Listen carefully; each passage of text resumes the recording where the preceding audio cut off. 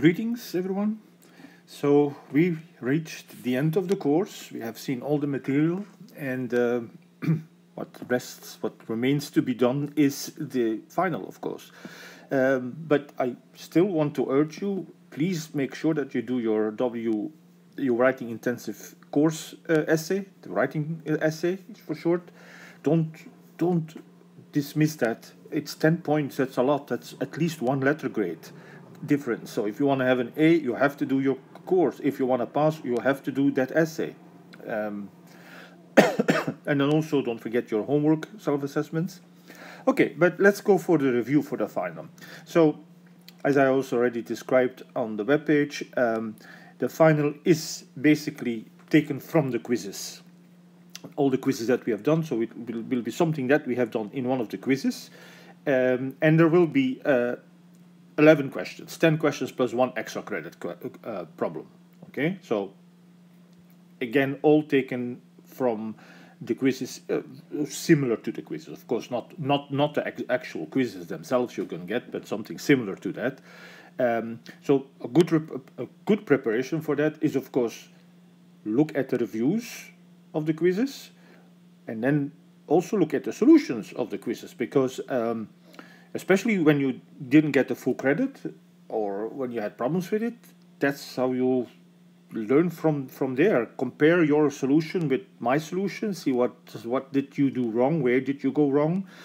You have to also, that's one thing you have to learn, is to see not just, okay, I make a mistake, but you have to learn, where did I make a mistake, why did I make this mistake, and how important is this mistake. Sometimes there are minor mistakes, calculation errors, that it's really never get punished much for that.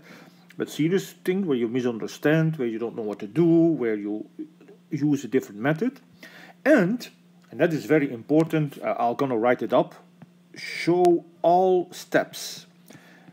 Especially in the final, I'm gonna be very, very strict in that. So if you do, for instance, if you have to find, let's say, a GCD for something, then I need to see how you do all the steps, the Euclidean division.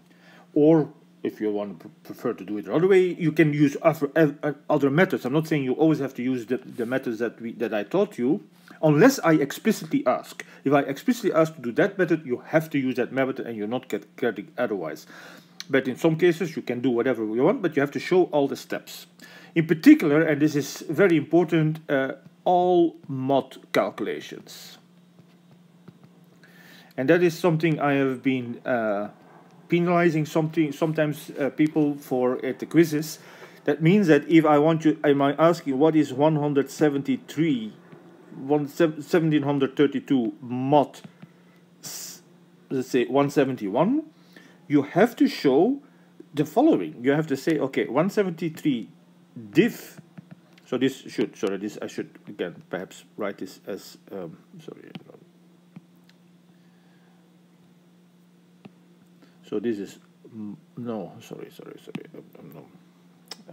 I thought I set this up here. Sorry. Let me change this here. Sorry, I didn't prepare this properly. Let me do this here and this. Okay. So I'm talking about this calculation here, mod. Okay. So it always requires two steps. You have to do, sorry, you have to calculate the div 171. So in this case, that would be 10. So this is 10 here. So that one is something you do just from the calculator, right? Or you can show even it's the decimal number, and then you take the lower bracket, the floor of it. But that part, okay, that is okay. And then you write, and this is the most important thing, you write 1732 as 10 times 171 plus what is remaining then. So let's see, that is 117. So what is remaining is 22, right? Plus 22. And that is then your mod. So that is what I need to see. You don't have to spell it all out, but what I need to see is this here. This breakdown. This is the breakdown that tells me how you calculate a mod function. And for every time that you do that, you have to do this, unless it is very simple things like, of course, if you have 17 mod 5, that one, if you write 2, I'm not going to penalize you for it because it's something you see right away. Okay, but once the numbers are more than, let's say, 1-digit numbers or so, I need to see some calculation. If it's not obvious anymore like that. Okay, so let's dive into the actual topics that we have covered. One thing, of course, that we spent some time on is proofs. So, and there will be a couple of type of proofs. We have seen proofs by contradiction and proofs by the contrapositive. They're kind of, I put them together, but they're kind of very similar. If you remember doing this, and sometimes I even allow you to do whichever one you want. You can, if I say it specifically, then you have to do it that way. If I leave it open, you can use whatever method you want, okay? And added to that is now a new method that we just recently see, is induction. We haven't done a quiz on that, but there will be that, sorry, I should have said that. So everything comes from the quizzes except in induction, because we haven't had time to do a quiz on the induction. There will be a question on induction. So I now will I'll do a problem on that, okay? Before I go, let me first do this little overview a little bit. And then there's other proof in proofs we also have seen rules of inference. And again, this seems something that some of you struggled with, so I'm gonna have to I'll do a review of this one too. Then we had talked about, of course, there's also truth tables, right? So never dismiss these truth tables. That is a very powerful technique that we always can use. And then we also talked about sets and functions, and we also did, what else did we do? Sets, functions, lists, sequences. We also talked about then complexity and algorithms. So perhaps, so we had sets, functions, we had complexity, the big O, right, and algorithms. And these things, it doesn't make sense for me to review them now, because these are, especially algorithms, we spent three sessions on algorithms, three videos. I made 3 videos on algorithms because it's kind of a substantial part of this course, so you have to review that yourself. So when I talked about review, look at the reviews for the quizzes, that's not, you should not just do that. You should really look also at lectures especially when parts where you don't feel that secure, that you still have doubts on what is going on. So also go over those lectures. I know you cannot watch all the lectures anymore, that is too much, of course, but and perhaps, I don't know what you have tried this or that you realize this, but these are YouTube videos, and YouTube has a feature called transcript. It's basically the transcript of the closed captions. You can also put closed captions. I don't know whether you did that or not. Now I have a little bit of an accent, so the YouTube engine, the AI, sometimes misunderstands me, but most of the time it gets it right. And so you get a whole transcript, which is therefore searchable. So you could search in the transcript if it's a particular thing you want, and then you can find it there, and then you see the timestamp, and then you can go to the movie and watch that part, that you don't have to watch the whole movie. Okay. And another thing, of course, that we did is modular arithmetic. And that is, of course, a very important part of the whole thing, because a lot is based, we use modular arithmetic a lot, and I just discussed this calculation of mods. We had the calculations of GCDs I just mentioned. I will do an example of the remainder theorem. Again, something that is not, people sometimes, they're not getting that right that well. So I want to give an example of that one as well. And then, of course, all this leads into cryptography. And I'm definitely going to ask you I'll tell you this already. All the rest I kind of kept it a little bit vague. I told you for sure induction, but for sure cryptography and both. I will ask you the RSA and the Diffie-Hellman.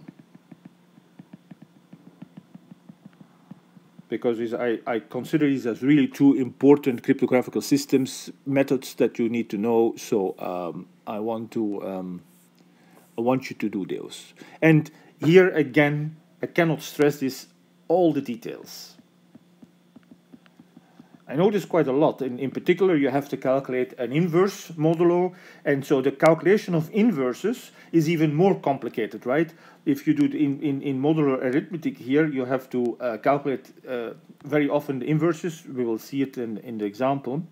And if it's bigger numbers, if it's one-digit numbers or small numbers, then you can just eyeball it. But often it comes down to calculating the GCD, which has to be 1, otherwise that doesn't matter, doesn't exist, and then work yourself way back up. That's the so-called Bezout form that you need in order to find the inverse.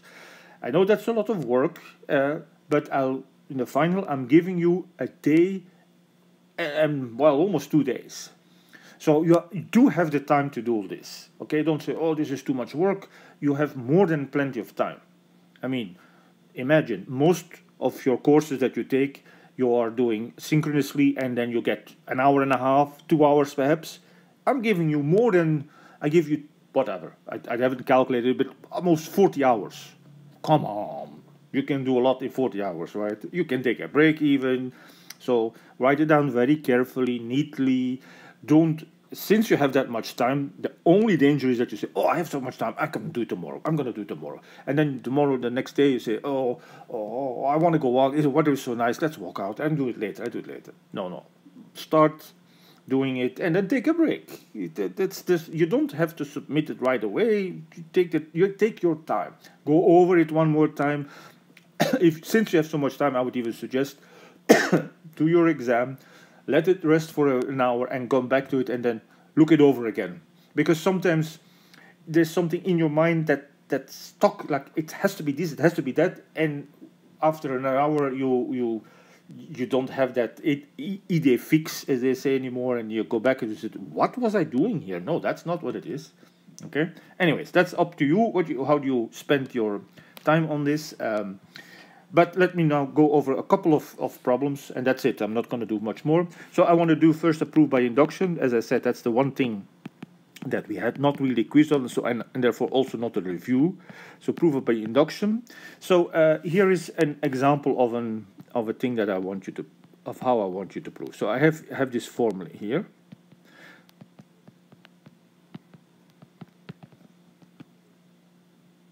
Let me write it up, and then I'll.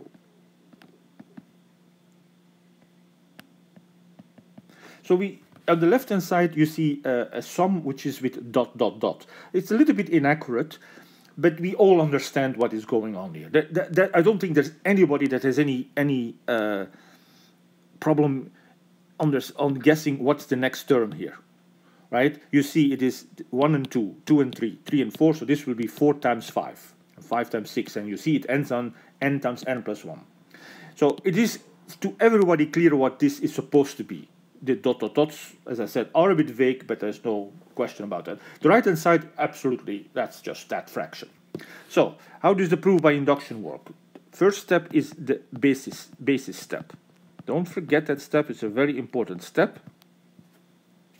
That is, this is to show for all n, bigger than 1. I should start with 1 here. I cannot start with 0 because of the last term here. So for all n we have this. Okay, so in order to check this, we have to do the case n is 1. That is the basis step. The step where your counter starts. Your counter starts at n equals 1 here. Sometimes the counter starts even higher. Very often it starts at 0, but in this particular case it starts at 1.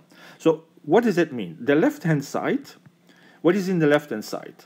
Well, we have 1 over 1 times 2 plus, but now be careful, how far do we go? We go this far. How far is that? Well, that is 1 times 1 plus 1 times 2. Oh, this is already the last term as well. Okay, although here in the general term we have these extra terms, they are not there in the case n is 1. In the case n is 1, the last term is the same as the first term, therefore there's nothing in between. That's the understanding of these dots. I know this is to some extent not really accurate, but again, nobody has any problems understanding what the intent here is. So that's the left-hand side. What is the right-hand side? Well, the right-hand side, so what I do is just plug in, right? I'm just plugging in n is 1 in here. And that would be 1 over 2. And now the question is, are they equal? And of course they are, right? 1/2 is equal to half. That's the basis step. The basis step is always, not always, is very often quite easy, almost trivial, but you have to spell it out because at least 3 points will go on just doing the basis step. So this is, I'm going to write it here, 3 points. I commit myself to it. It's going to be 3 points. You have it, 3 points. You don't have it, no 3 points. You lost 3 points. Okay, and then the general step. So now we're assuming that we are at the case n. So in the general step, we have that we have this formula here, which I'm gonna let's go here. Is it this? No. What happened to my scissor? Oh, this one. Sorry. So let's copy this, and I'm gonna paste it here. So this is what we have in the general case. This is for n. This is the formula for n. And then to show the same thing for n plus 1. So what does that mean? So that one I'll spell it out. It is 1 times 1 to show for the step for n. For n we have this formula. For n plus 1, well, we have the same thing. But where does it end now? Well, it ends, let me write the end here, with n plus 1, n plus 2, right? What does it mean to get this expression? So what does it mean, the expression for n plus 1? That means that everywhere where there's an n in here, you replace that by n plus 1.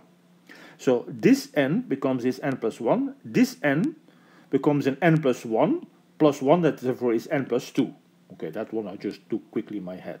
That's the left-hand side, but I do the same thing on the right-hand side. So the top is now n plus 1, and the bottom is n plus 2, right? So again, I repeat, what does it mean to do the expression for n plus 1 is the original expression in which all n's are replaced by n plus 1's. This n plus n plus 1. This n by n plus 1 plus 1, so it becomes n plus 2. So this is to show. So let me put this, make it clear. This is something we don't know yet. This is something we have. That's how induction works. In induction, we know that this is true, but we have to show that the next one is true. Okay? So, sorry, I should have pointed. We know that this is true, but we have to show that this is true. Now, how do we do this? So, what is this here? The left-hand side. Now, the left-hand side, I left this little space here. What is the term just before the last term here? What term comes here? Well, that would be the one from the case n, right? So that would be that case here. So that would be 1 over n times n plus 1. We just added one more term. That's what happens. For every n, you get an extra term. Okay? So what does this mean is that if we would, let me, this greenish here, this one is the same as this one, right? These are the same. Now, exactly the same. There's this extra term here, that additional term here, but this one is the same as that one. But this check mark tells me that actually that green thing is equal to n plus 1. So let me also make it this way. So I can replace this whole thing by n times n plus 1. Okay, I'll keep the coloring green. So everything green is all the same things. These two are the same just because they are actually formally the same thing. And this is the same because that's the part of the assumption, the induction hypothesis. So this is what we call the induction hypothesis, it's good to perhaps use that term and then say, okay, so by the induction hypothesis, so IH, we have that the left-hand side is equal to the green part, but of course don't forget we also have this one, plus 1 over n plus 1, n plus 2. The left-hand side for n plus 1 is a little bit bigger, and I should not forget that. Okay, so that's how you put these all things together. And once you have used the induction hypothesis, you normally are kind of done, apart from some arithmetic. So let's put everything on a common denominator. Okay, so I'm going to now work on this. So what is this? So this is equal to, I have to multiply this with common denominator, right? Top and bottom with n plus 2 plus 1 times that. So let me put it all now already on a common denominator. We have it now, the common denominator, right? So that is what you get on a common denominator. Perhaps I should expand, especially the bottom I'm not expanding, the top I'm expanding because it's a sum. So what you get is n squared plus 2n plus 1 over n plus 1, n plus 2. Now, at any time, we should keep an eye on what we need. I'll put that in red. So what we need is this. We want to get that form. That's not where we are at yet, right? This should become that. So we need to do some extra arithmetic. Well, if you notice this, the top can be factored. In fact, it's a double product formula, so it's actually n plus 1 squared. If you don't see that, it's two numbers that multiply to 1 add up to 2. That's the same argument, right? So we get n plus 1, n plus 2, and now we see we can cancel something, and we get n plus 1, n plus 2, and that's exactly what we wanted. That's those two are now the same, and that proves it. That's the end of the proof. Okay. I'm just doing one. Go to the homeworks for extra ones. I want to also do one of these inference rules. I felt that seems to be one of the weaker points here. So I'm going to take one. Actually, I think it comes from a homework problem. So let's look at the following statements.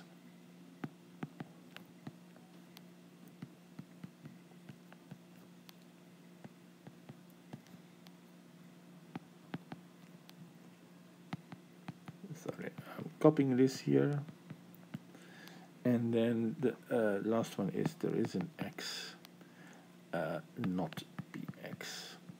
So these p's, of course, are predicates, and these x's are something that we don't know.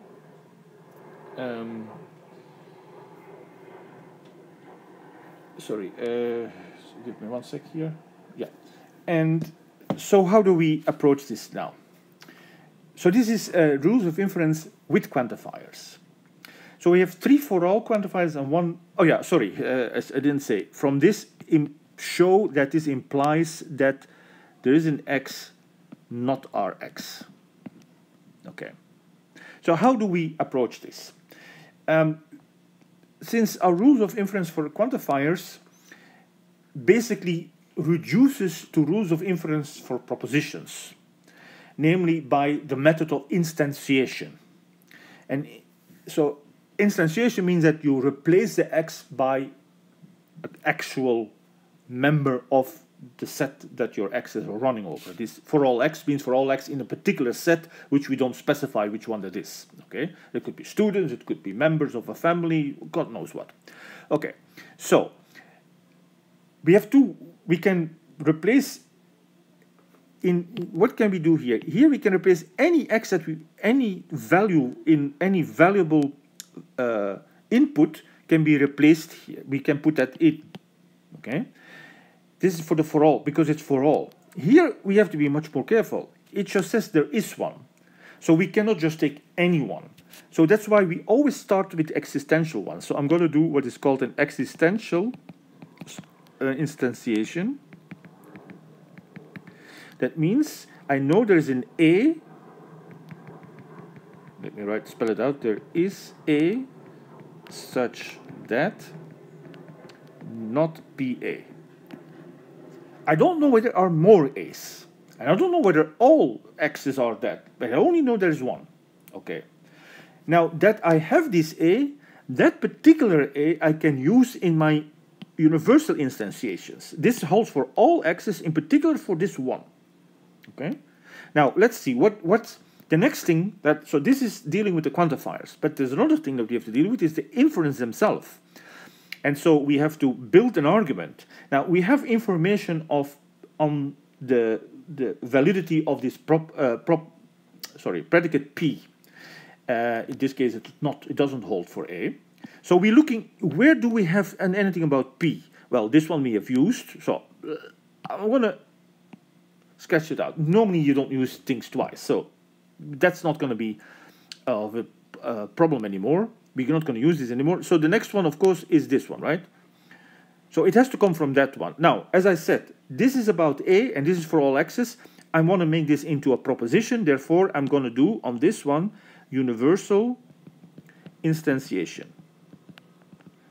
So understand that word instantiation means you replace your variable by an actual value. You're doing a substitution. Okay, so this would be P for x equals A. I'll make it explicit. I'm replacing x equals A. So we get this statement. Okay, so now we have these two statements here. I'll mark them green. We have this statement and we have this statement. What can we conclude from these? So we have either PA or QA is true, but we know that not PA. Well, either, sorry, I shouldn't use the word either in the strict sense. I mean, P is PA or QA, or both. But we know it's not PA. So from that, just logically thinking what this means, it follows from these two, it follows, well, that we must have QA. And the actual rule, I mean, you can look it up, you're allowed to use the book and all that, is called disjunctive syllogism. So this is a disjunctive syllogism. Okay, disjunctive because this is a disjunction, and so it says there are two possibilities, and one possibility is ruled out, so it must be the other possibility. Okay, so we have now a new information about Q. Okay, let's keep track of what we did. This one already we used. The next one we're going to use is this one, right? This is now the one. I'm not going to use this one because there's no Q in there, or P for that matter. Okay, so this one I'm going to use. So again, I'm going to do, first of all, this is a universal one, but I'm dealing with a specific A. So I want to do, again, a universal instantiation. So all these steps where perhaps you might kind of quickly go over them, you should all show them. If you skip any of these steps, you're kind of not giving the correct argument. So in this means now that we have not QA or SA. Okay, we were saying for doing extensions, universal instantiation in that second expression, replacing x by A. And so we get not QA or SA. So let me, this is of course easy that I can use colors in your solution. You have to find one way or the other to make this very clear here, but I can use these colors here. So we are kind of in the same situation here. We have two possibilities, not QA or SA, but we know that QA holds. Okay?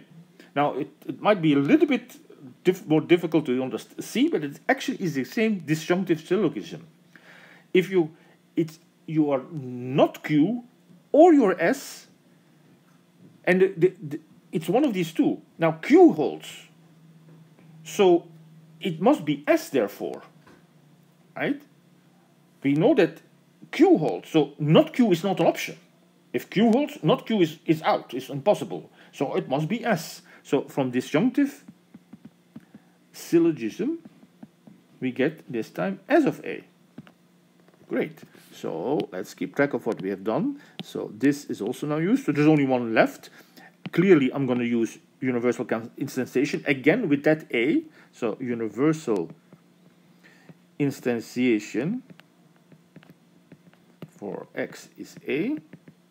We get RA implies not SA. That's now the last information that we have.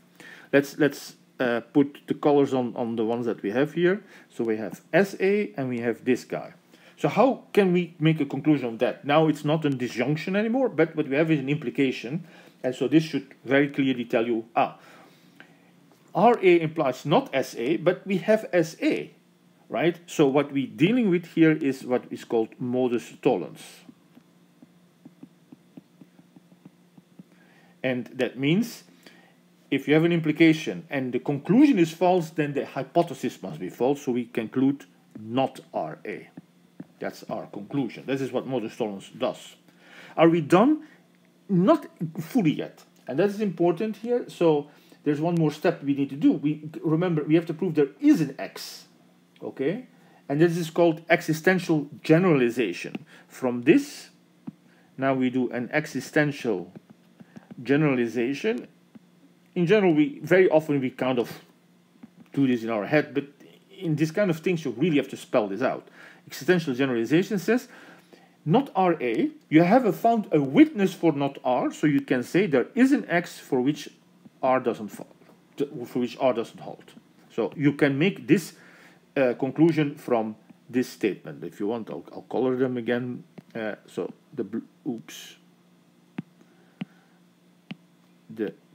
this blue implies this blue by existential generalization. And that's exactly what we wanted, right? This is what we needed to prove. And we're done. Okay, that's how this works. So again, don't say, oh, blah, blah, blah, okay, I don't know this, so I'm going to skip it. Well, each of these counts. Each of these is 10 points in the final, so you don't want to do that. And then a final thing I want to do is, as I said, it's also something that I know there's a lot of, the modular arithmetic can be sometimes a lot of calculations, but the one that seems to be the hardest one is the Chinese remainder theorem. And come on, guys, this is something that the Chinese did more than 2,000 years ago. And you cannot do this? Come on, let's do this, okay? So what is this here? I'm giving an example, and I'm going to here use small moduli. I warn you, I will have a little bit bigger modulus in the test, but for purposes of explaining, I just want to do smaller ones here. I want to explain the method more than the actual calculations, because the calculations, you know, I've not seen people having problem with the calculations. It's the method that some people get always stuck with, because there's a lot of things here. So let's name everything here. This is called M1, this is M2, and this is M3. And this is called A1, this is called A2, and this is called A3. Okay? You have to be consistent in your numbering, right? I mean, I list them in this way, but you could have listed them in different order, and that changes the numbering, but you have to stick to the same. All right, so then the first thing we have to calculate are the capital M's, M1, M2, and M3. Okay, let me make perhaps a table. I'll do it a bit in the table form, makes it a little bit more compact to write things up. So we have here I, we're going to have to calculate Mi, we also have to calculate Yi, and then we have to calculate this quantity. Okay, so what is this? So I is 1, 2, or 3, right? So we have 3 possibilities. What is capital Mi? It's the product of the remaining moduli. So M1 is the product of these two. That is 63. M2 is the product of the 2 other ones, which is 70, and M3 is the product of the 2 other ones, which is 90. Another formula that, if you want, that the book gives is it's the Mi is the product of all divided by the little guy. Okay, and then another thing, of course, that's very important for us is M, the modulus itself. That is M1 times M2 times M3. That's the product of all of them. That's 630, because that's the one that eventually will give us the answer modulo 630. Our answer that we will get is always modulo 630. And in a Chinese remainder theorem problem, I just wrote down the problem here, but you always have to find the smallest positive solution, meaning it can never be bigger than 630. If you get a number bigger than 630, you have to take the modulo 630. We'll see. Okay, so we calculate the capital M's. Now, what is the capital Yi's? Well, they come from this formula. So we have this formula, but look, it depends on I, so we have actually this formula 3 times. So we have to do 3 calculations here. I think that's sometimes what people forget. So let's do this for each of the, I is 1. So now we get Y1 times capital M1, which is 63, is equivalent to 1 mod m1, which is 10. Now, the first thing you do is reduce your number modulo 10 to 63. And reduction mod 10 is very simple. It's just the last digit, right? So this is 3 times yi is equivalent to 1 mod 10. So what I'm doing is at 63, I'm just writing it down. This is something you don't have to write down, but I'm just saying, in case somebody says, where does the 3 come from? This is what it is, right? 63 mod 10 is 3. Okay, and if this would be a bigger number, I want you to write 63 is 6 times 10 plus 3, showing that this 3 is the remainder. Okay, so now, again, if this is a bigger number, to calculate, if this modulus would be not 10, but say 1003 or something like that, a bigger number, rather, then you have to do the Euclidean method. There's a Euclidean algorithm to calculate this. It's a kind of bit of involved. And so, yes, and points, there will be definitely points on this, on just doing that. But if it's a small modulus like that, you just can go over the numbers. There are only 10 numbers to try. 3 times 1, no. 3 times 2, that's 6. 3 times 3 is 9. 3 times 4 is 12. 3 times 5 is 15. 3 times 6 is 18. 3 times 7 is 21. 21 is the same as 1. So we can see here by trial and error,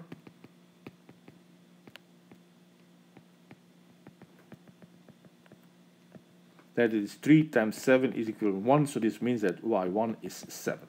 I can put that in 7 here. Okay? I said in a, if the modulus is, so how would it be? Let me just, in this particular case, although it's rather silly to do it, remember what you have to do then is we take 10 and divide it by 10, and we divide it by 3, which goes in there 3 times, and we have a remainder 1.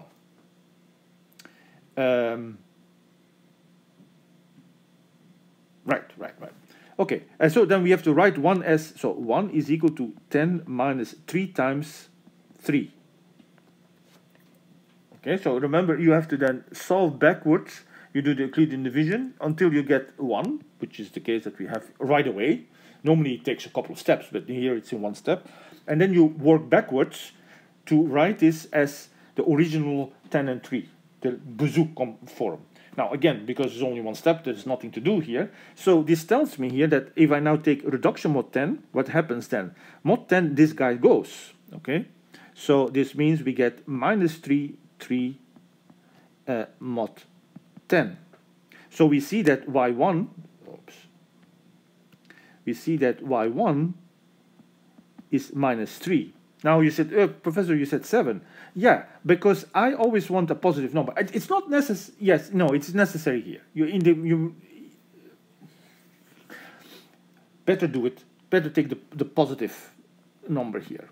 Although it might be sometimes a bigger number, I would suggest here always to do the positive number. Okay, so okay, we get this minus 3, but how do you get? If you get a negative number, how do you get the positive one? Well, you keep adding the modulus until you become positive. Often that just means 1 time. Here I have to add it once and I get 7. Okay. All right, so let's do quickly the others because they're also very small, so it's very quickly done. So we have y2 times capital M2, which is 70, should be equivalent to 1 mod, and that was 9, our modulus M2 here, right? We're talking now about this modulus. Okay, so we have to work my 9. So again, we have to find the remainder. We first write 70 mod 9, but that is just 7. That's 63 plus 7. So y2, 7y2 is equivalent to 1 mod 9. And now we try a couple of times, and I find, so trial and error again gives me 4. 7 times 4, that is 28. And so that's equivalent to 1 mod 9, because it's 27 plus 1. Okay, so y2 is 4. And then finally, if I is 3, then the formula becomes y3 times the capital M, which is 90, is equivalent to 1 mod, and what is my little m3? 7. So what is 90? Well, first of all, what is 90 here? Mod 7, that is 70, so 90 mod 7. I should do this, so that is 12 times 7, that is 84 plus 6, so 6, right? So we get 6y3 equivalent to 1 mod 7. So now we need a number that multiplies with 6 to become 1 mod 7. And again, trial and error, you see the 6 does this. 6 times 6 is equivalent to 1 mod 7, so we know that y3 is 6. Okay, so now the general formula says that the solution is a1 y1 m1 plus a2 y2 m2 plus a3 y3 m, capital M3. So that's why I put this here in my table. Let's calculate this here, because the AIs, I should have perhaps also put them in my table. Okay, my table is a little bit badly organized because I forgot to write this. So 4, 1, and 2. So what we have to do is we multiply these three numbers, right? This number, this number, this number that comes here. Here we just multiply. So this would be 28 times 63. This would be 280. And this would be 2 times 6 times, so 12 times 90. Let me write it out like that. And then we do the calculation with the calculator, of course. There's nothing wrong with doing the calculator here. So I'm going to write it here now, right? This same numbers here, 28 times 63. 28 times 63, that is, oh, sorry. What is, well, let me see whether I can copy this box here and move it there, because it's going to make life much easier.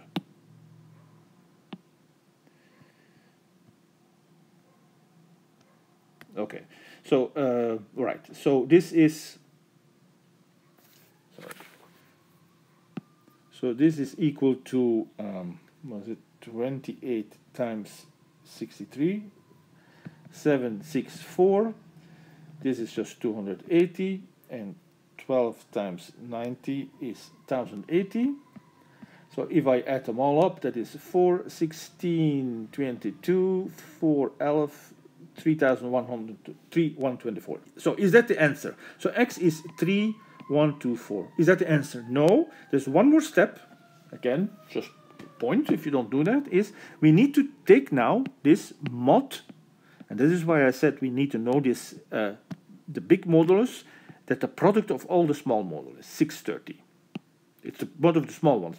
Don't multiply the capital M's together, because then you get a really big number. In fact, you get the square of that number. 630. So that we still have to calculate. So, okay, as I said, this calculation I need to see, so I'm going to do it here for you. Divided by 630. So it goes in there almost 4 times. So this is 4 times 630, and 630 times 4. That is that, and so the difference is 1, 2, 4. The difference is 604. And so the answer, this is my answer, 604. And then again, you have all this time, guys. So you just quickly check, is this now true? So is 604 does it satisfy these three things? It's not so hard to check. 600. So here I'm right here. So my answer is X is 604. Well, let's very quickly check. 604, is that equivalent to 4 mod 10? What is it? How do you know that the number is equivalent to something? Well, you take the difference of the two numbers. You take the difference, and it should be divisible by 10. So 604 minus 4, yeah. 604 minus 1 is 603. Is that divisible by 9? Well, the technique, there's a trick to see whether a number is divisible by 9 is if the sum of the digits is divisible by 9. So subtracting 1, so 603, sum is 9. So yes, so this is true, and now with this one, 602 is divisible by 7. You can work it with the calculator and see, yes, it works. Okay, so that's the Chinese remainder theorem, and I think I don't want to do anything else. All the rest is a little bit more recent, and I hope that you, the Diffie-Hellman and the RSA and so on. So make sure that you know those. I'm going to also, as I said, ask you to write a little pseudocode algorithm. I know that's also something people struggle a little bit by it, so make sure that you double check that. The videos, I'm not going to do it here now. I also will ask you to calculate a certain complexity. The ON, remember, and well, and whatever else we covered in the quizzes. All right. Okay, so have fun on the final. Take your time. You have double check everything, and success.